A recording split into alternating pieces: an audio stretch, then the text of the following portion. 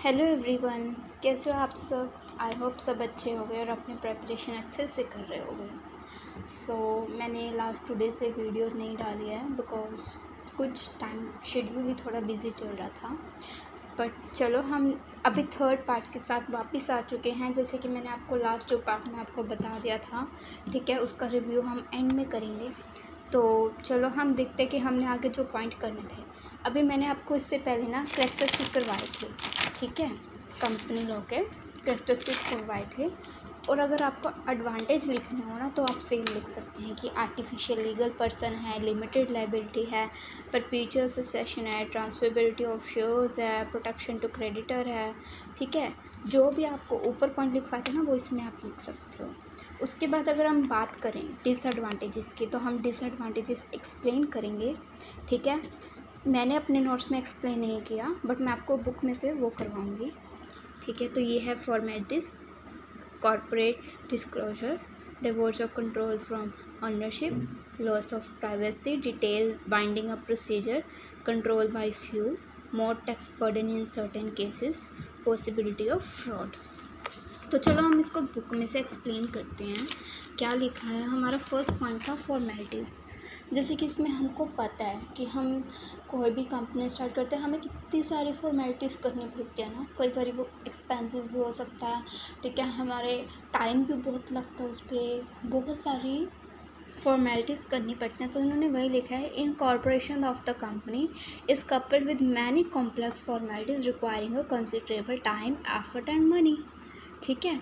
जबकि other form of business organisation are comparatively free from such procedural formalities. जबकि और organisation तो बिल्कुल फ्री हैं, वो ऐसी फॉर्मेलिटीज़ करने की उन्हें ज़रूरत ही नहीं पड़ती। दैन उसके बाद है corporate disclosure. A company have to ensure maximum disclosure of information to the members of the company, but the member have a limited accessibility to the management and day-to-day working of the concern, ठीक है।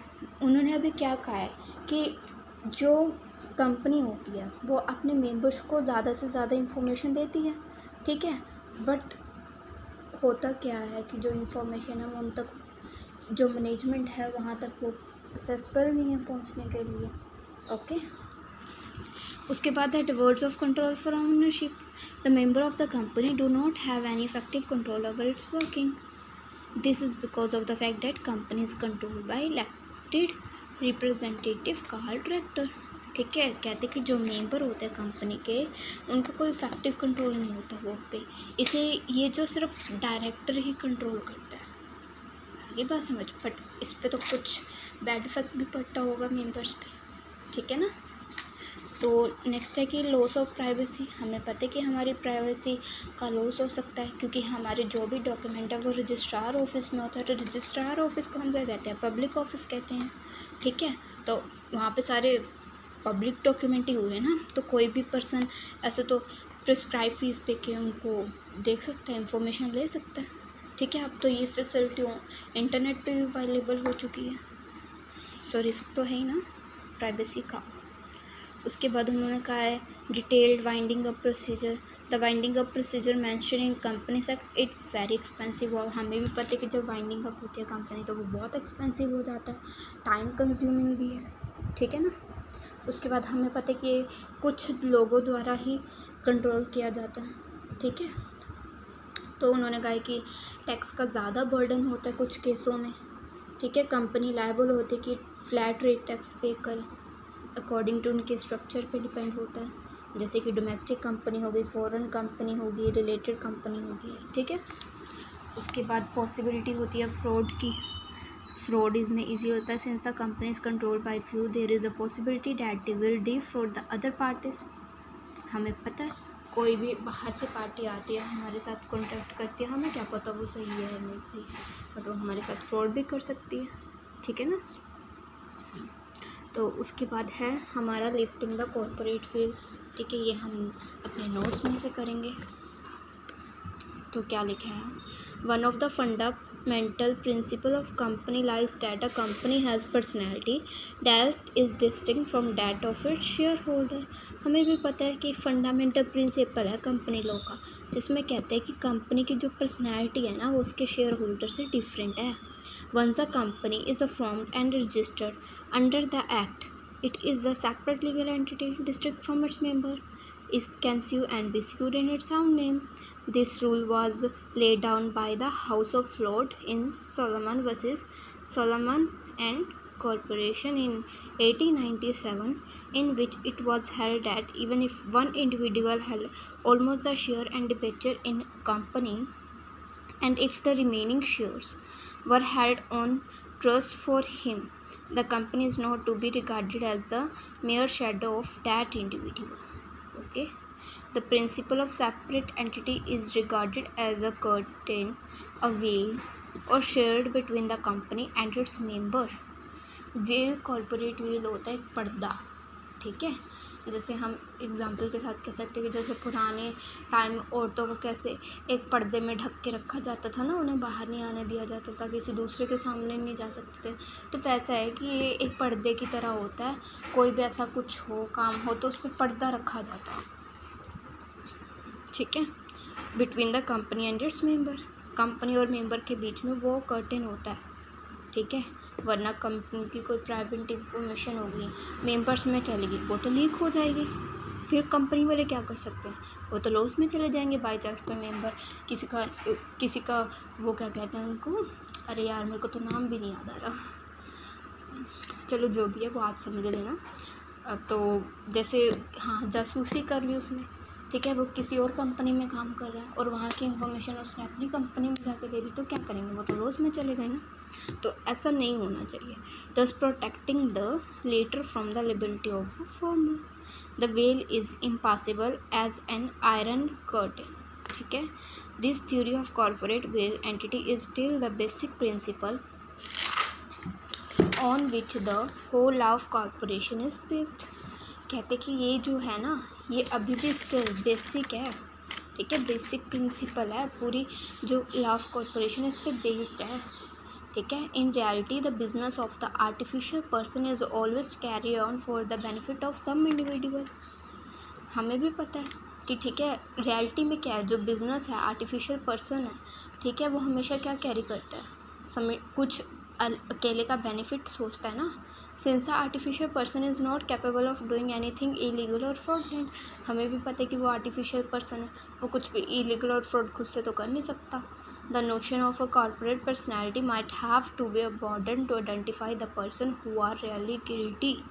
तो क्या करते हैं, वो एक पर्दा रखते हैं, ठीक है। कुछ कंपनी में ऐसे बंदे रखते हैं जो उनको बताते रहें, मेंबर्स के बीच में रहें, ठीक है, पर्दा रख के, ठीक है। मेंबर्स वो फिर बताते हैं कि हाँ ये मेंबर ऐसा कर रहा है, ये मेंबर वैसा कर रहा है, तो वो चीज़ उनको बता देते हैं।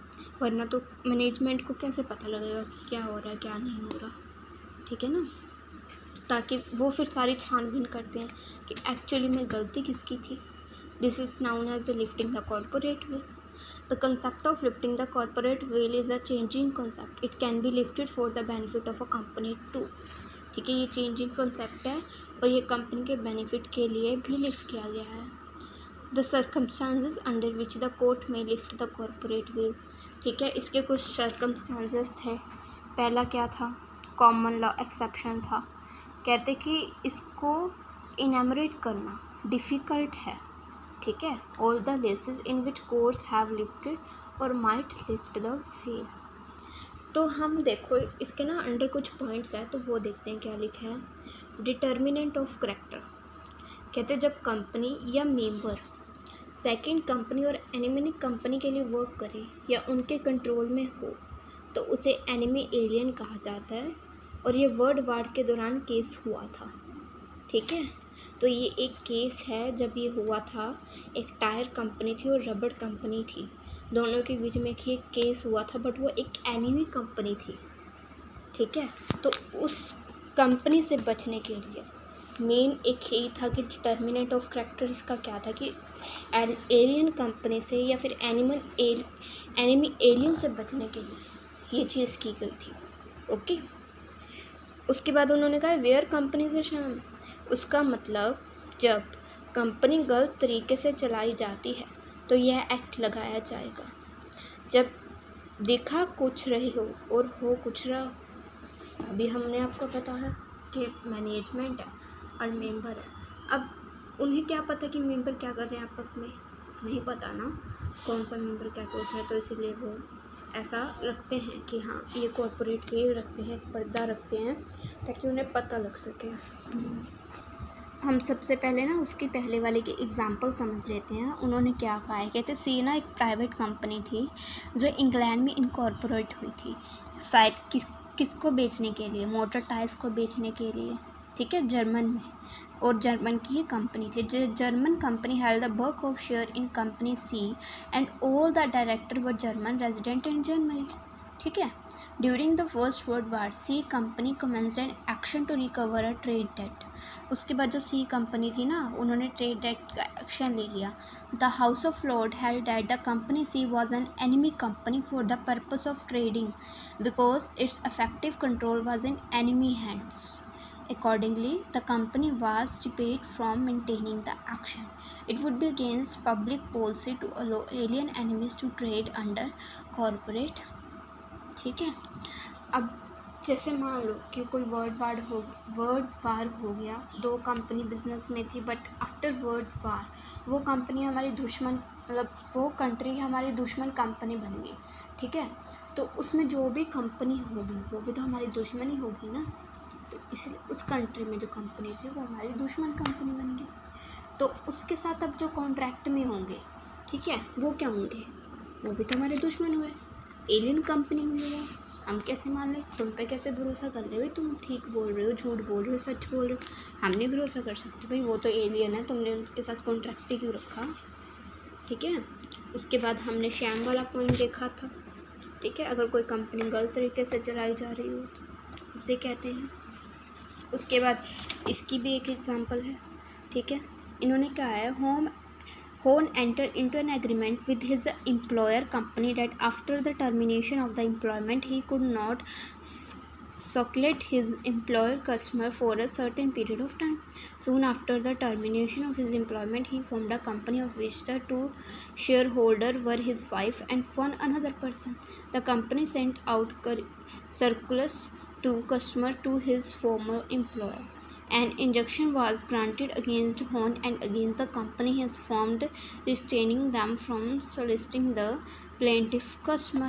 The court held that the company was a mere cloak for the purpose of enabling the defendant to commit the breach of his agreement against solicitation, ठीक है। तो ये एग्जाम्पल तो आप भी रीड कर सकते हो, अच्छे से कर लेना। तो हम पॉइंट्स के मीनिंग देखते हैं। प्रिवेंशन ऑफ फ्रॉड और इम्प्रॉपर कंडक्ट। अगर कंपनी कोई ऐसा काम करती है जो फ्रॉड है या ठीक तरह नहीं चल रहा, तो कोर्ट सेपरेट लीगल एंटिटी और कॉर्पोरेट विल को भी हटा सकती है, ठीक है। कंपनी और मेंबर को एक मान लेता है तो केस कंपनी और मेंबर के एक होने के कारण मेंबर पर होगा। कहते हैं अगर कोई कंपनी कोई ऐसा काम करती है जिसमें फ्रॉड हो या वो ठीक नहीं चल रहा, तो कोर्ट जो सेपरेट लीगल एंटिटी और कॉर्पोरेट वेल है उस दोनों को हटा देते कि हमें पता है कि कंपनी सेपरेट वेल है, ठीक है, मतलब सेपरेट लीगल एंटिटी है। बट अगर कुछ ऐसा होता है तो वो उसको हटा सकती है, ठीक है। कौन हटा सकती है, कोर्ट। और उनके बाद कहा है कि जो कंपनी और मेंबर है उनको एक मान लिया जाता है, ठीक है। अब तो केस कंपनी और मेंबर के एक होने के कारण मेंबर पर होगा, हमें भी पता है। अभी कंपनी तो आर्टिफिशियल पर्सन है, उस पर केस कर भी देंगे तो क्या हो जाएगा, तो केस तो मेंबर पर बनता है ना। उसके बाद क्या है, where the company is acting as an agent of a share holder.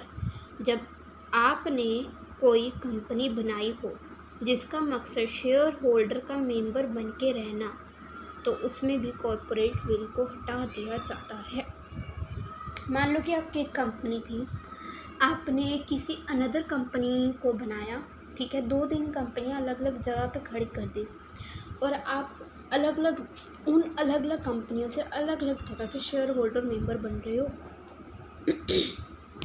अब हम अकॉर्डिंग टू लॉ देखें कि ये बिल्कुल सही बात है कि आप अलग अलग कंपनी से एक चीज़ के शेयर होल्डर मेंबर बन रहे हो, अलग अलग नाम से बन रहे हो, नहीं ना। तो लॉ तो उस चीज़ को हटा ही देगी, कॉर्पोरेट विल को। उसके बाद है प्रोटेक्शन ऑफ रेवेन्यू। अगर कोई ऐसी कंपनी बनाते हो जिसका मकसद टैक्स को बचाना है तो उसमें भी सीवी को हटा दिया जाता है। अब आप बोलोगे सीवी क्या है, बताओ सीवी क्या है? कॉरपोरेट व्हील है भाई, सीवी कॉरपोरेट व्हील।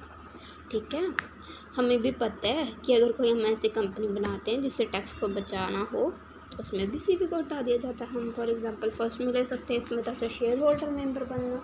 इसने एक कंपनी बड़ी बना दी, इसने एक कंपनी छोटी बना दी। ठीक है, बड़ी कंपनी का तो मतलब ठीक है, चल रहा है, सही है, और छोटी कंपनी में इसने टैक्स से बचने के लिए वो छोटी कंपनी बनाई है, बट है तो गैर कानूनी ना। तुम टैक्स से कब तक बचोगे भाई? गवर्नमेंट है वो, उससे चला के नहीं चलेगी। आई बस समझ में? और कहीं सोचो कि हाँ हम भी दो कंपनियां बना लेंगे। चलो आगे है अवॉइडेंस ऑफ वेलफेयर लेजिस्लेशन। अगर आप कोई कंपनी बनाते हो जो वेलफेयर को अवॉइड करने के लिए या वर्कर को बोनस ना देने के लिए और कम बोनस देने के लिए हो, उसमें कॉर्पोरेट व्हील हटा दिया जाता है। अगर आप किसी का वेलफेयर नहीं करोगे, किसी का भला नहीं करोगे तो आपका भी भला नहीं होगा, ये बात जान लो। ठीक है ना? भला नहीं कर सकते तो बुरा भी मत सोचो, किसी का हक मत रखो। बात समझ में आई? तो वर्कर को बोनस दे दिया करो, वो भी खुश हो जाएंगे कि हाँ भाई हमारे बॉस तो बहुत अच्छे हैं, कुछ पूछो मत। ठीक है ना? उसके बाद है punishment of contempt and court. अगर किसी कंपनी से पब्लिक को नुकसान हो तो कॉर्पोरेट व्हील को हटा दिया जाता है। ठीक है ना? तो हम देखते हैं कि इसमें एक एग्जाम्पल के साथ करते हैं कि अगर एक फर्म थी, 2 पार्टनर थे, उसमें फ्लोर एंड पार्टीज थी। ठीक है, उन्होंने कैंसिल कर दिया एग्रीमेंट को। ठीक है, उसके बाद उन्होंने कहा कि जो हाई कोर्ट है, उन्होंने कहा कि तुमने जो प्रॉपर्टी रखी है, प्रॉपर्टी बेची है, उसका क्या? ठीक है, अब देखो कोई भी 2 बंदे थे, अब किसी ने उन्होंने ना प्रॉपर्टी चलाने का काम कर रखा था, तो कोई बंदा उनसे प्रॉपर्टी ले रहा था ऑलरेडी, बट उसके हाफ पेमेंट देनी रह गई थी बस। अब एकदम से उन्होंने कंपनी बंद कर दी, वो घर भी नहीं दे रहे हैं उसको, तो वो तो कहेगा ही ना कि भाई तुमने मेरे पैसे लिए हैं, मुझे घर भी नहीं दे रहे। ये क्या बात हुई? पब्लिक को नुकसान हो गया, तो इसमें क्या होगा? कॉर्पोरेट व्हील को हटा दिया जाएगा। Asserting the nature of transaction is alleged, ये नेक्स्ट पॉइंट है। एशान, जब कंपनी में सेल और ट्रांजैक्शन होती है तो कोर्ट कॉर्पोरेट व्हील को हटा देती है, यह पता करने के लिए कि ट्रांजैक्शन ट्रू है या फ्रॉड। ये तो सिंपल सा मीनिंग था, आई होप आपको समझ आ गया होगा। उसके बाद determination of technical competence of company, कहते जो सुप्रीम कोर्ट ने रिसेंट में डिसीजन लिए हैं कॉर्पोरेट व्हील को हटाने के लिए कि जो प्रमोटर और डायरेक्टर का एक्सपीरियंस है वही कंपनी का अनुभव है। ठीक है, हमने स्टार्टिंग में पढ़ा था प्रमोटर होते क्या, जो कंपनी को बनाते हैं, डायरेक्टर जो डायरेक्ट करते हैं पूरी कंपनी को। अब उन दोनों के एक्सपीरियंस पे डिपेंड करता है ना कि कंपनी का अनुभव क्या होगा। नेक्स्ट हमारा पॉइंट है formation of subsidiary company to act as an agent. कहते रिसेंट कोर्ट ने कहा कि कंपनी के फ़ायदे के लिए वो कॉर्पोरेट व्हील को हटा भी सकते हैं। सुप्रीम कोर्ट ने अभी फैसला लिया है कि यहाँ होल्डिंग कंपनी के पास किसी सब्सिडियरी कंपनी में 100% शेयर हैं और बाद वाली कंपनी केवल होल्डिंग कंपनी के पर्पस के लिए बनाई गई है, तो सीवी हटाया जा सकता है। आई बात समझ में? आई होप आपको ये बात अच्छे से समझ आ गई। कभी भी गवर्नमेंट के साथ फ्रॉड करने की मत सोचना, गवर्नमेंट बहुत इंटेलिजेंट है, हम भी नहीं कुछ बोलेंगे उनके ऊपर, तो सो तुम्हें खुद समझना चाहिए। आई बात समझ में बच्चा? तो हमारा बस एक टॉपिक रह रहा है, तो चलो हम इसी वीडियो में कवर कर लेते हैं, क्यों आपको ज़्यादा पार्ट करवाने। तो चलो हम देखते हैं हमारा नेक्स्ट क्या है, स्टैट्यूटरी एक्सेप्शन। ठीक है, इन्होंने कहा है the act disregard The separate existence of company in certain cases to check the misuse of corporate personality by director or member of the company. In other words, the benefit of separate entity and limited liability may not be allowed to be enjoyed in certain circumstances. कहते कि हमें भी पता है कि separate entity के कुछ benefits होते हैं और लिमिटेड लिबिलिटी होती है, बट फिर भी कुछ ऐसे सर्कमस्टांसेस है, कुछ ऐसे पॉइंट्स हैं जिन पे हम इनको एंजॉय नहीं कर सकते या हमें अलो ही नहीं करता. तो हम देखते हैं कि वो पॉइंट्स क्या हैं.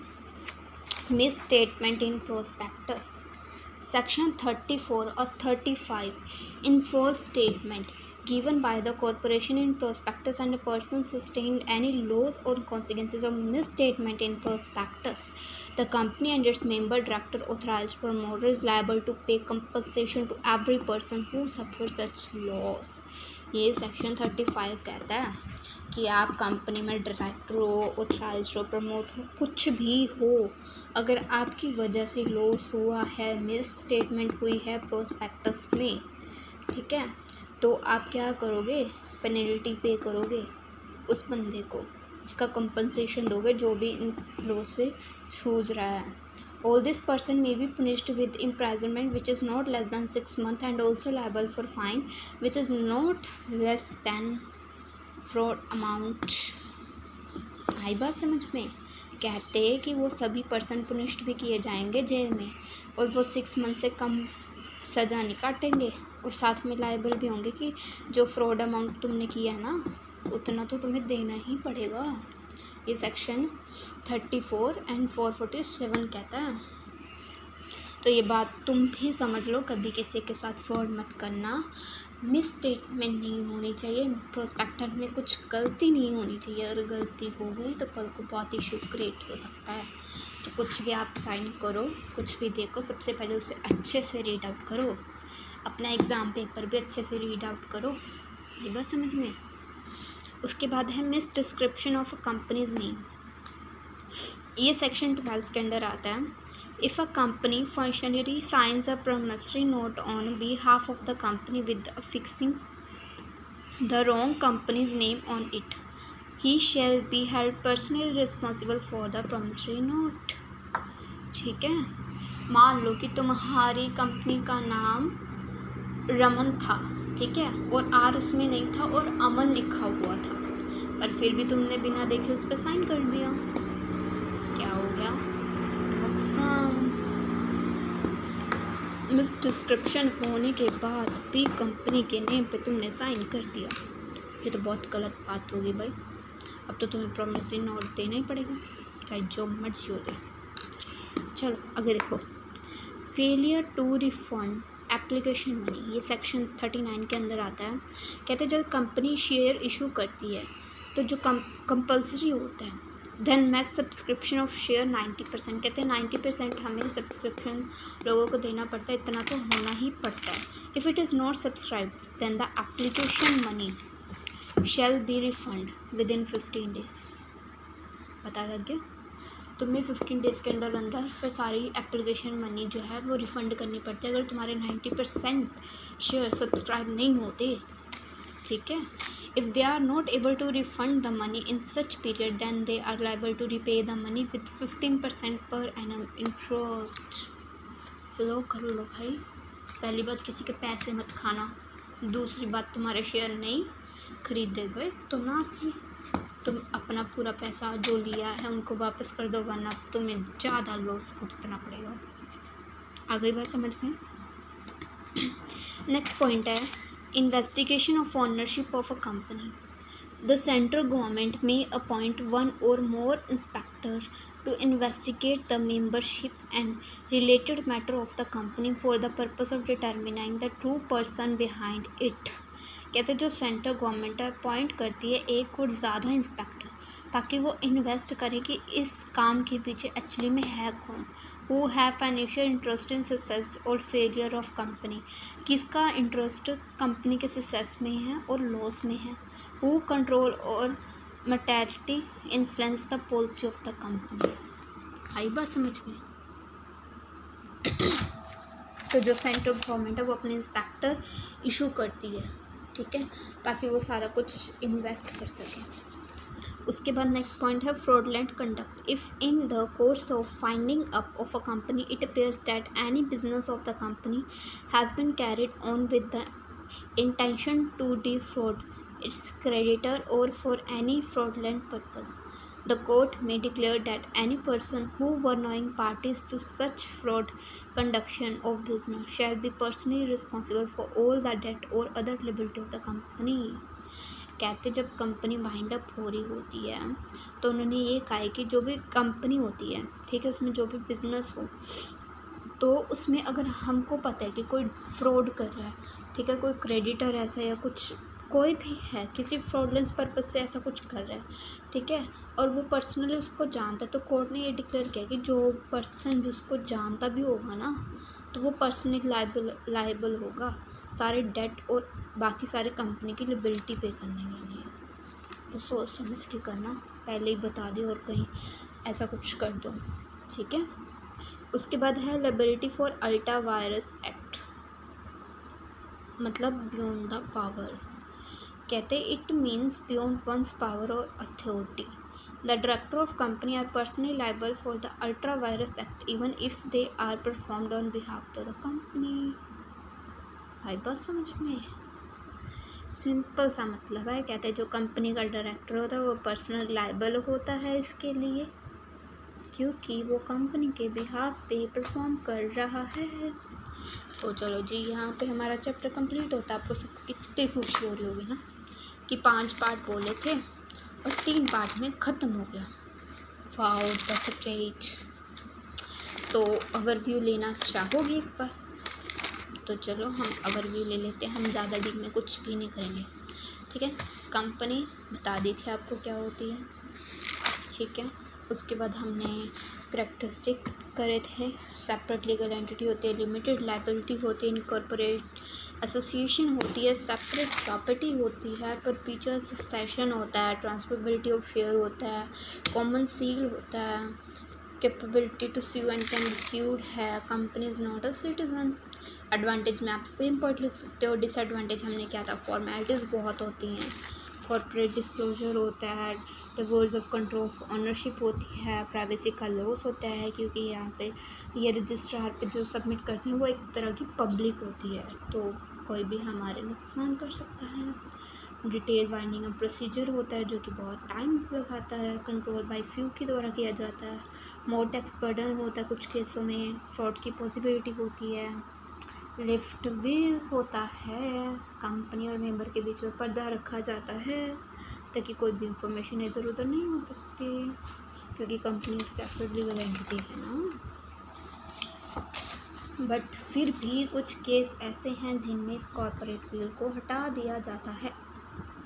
पता लग गया ना, कोई गैर कानूनी काम कर रहा है, कोई हमारी एनिमी एलियन कंपनी है, ठीक है, कोई भी हो जहाँ पे फ्रॉड चल रहा हो, ठीक है, और हम कई बारी टैक्स से बचने के लिए डबल कंपनी करते हैं, रेवेन्यू का प्रोटेक्शन करते हैं, वेलफेयर नहीं करते हैं, ठीक है, या फिर ऐसे कुछ और भी बहुत सारे पॉइंट्स, तो इनसे हमें पनिशमेंट भी किया जाता है और इसमें कॉर्पोरेट विल को हटा दिया जाता है।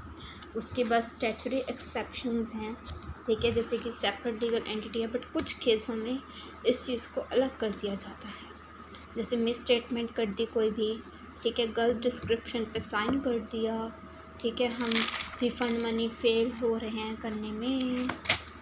उसके बाद इन्वेस्टिगेशन होती है पूरी, ठीक है, फ्रॉडलेंट कंडक्ट है, ये फ्रॉड चल रहा है पूरा, तो पता है उसके बारे में, पर तुमने बताया नहीं हमें, तुम्हें सज़ा तो ज़रूर मिलेगी, ऐसा ही कुछ इसमें लिखा हुआ है। Liability for ultra vires act है।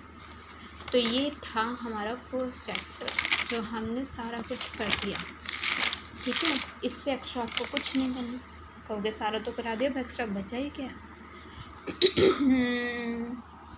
एक चीज़ बची है, कंपनी और पार्टनरशिप फर्म के बीच में डिफरेंस, वो कई बार आ जाता है, 5 मार्क्स में भी आ सकता है, तो आप उसको अच्छे से कर लेना, ठीक है। मेन पॉइंट सेम है, नोट्स में से करना है तो आप मुझे बता सकते हो, मैं आपको नोट्स शेयर कर दूँगी, ठीक है।